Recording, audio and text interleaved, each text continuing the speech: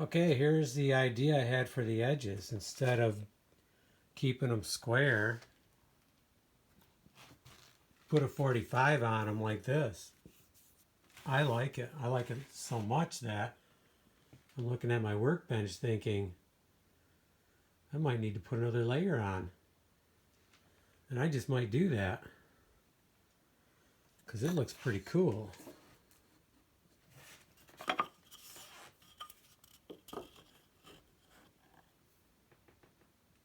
So who knows? But I'm definitely going to do it on this island top.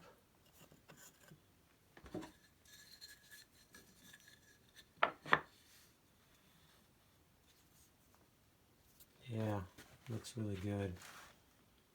Okay, let's get the safety gear back on, music, and let's start putting the second layer on.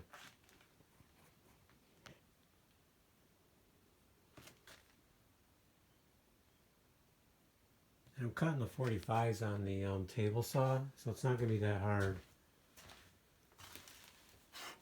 Could cut them on the radial arm, but that means I'd have to put a groove in here, right here, and years ago I decided I wasn't going to do that anymore. I'd cut everything on the table saw.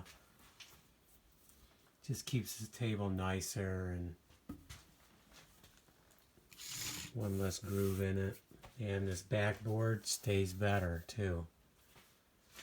Okay, let's we got some nice pieces here. Let's start cutting them and putting them in. Oh, I should say something about the screws too.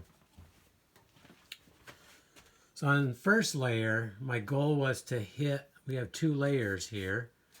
So my goal was to hit center on that layer. And since this is a softer wood, I used the longer screws, the 1 5/8". So they went in there quite a ways. Now on this layer, I can go dead center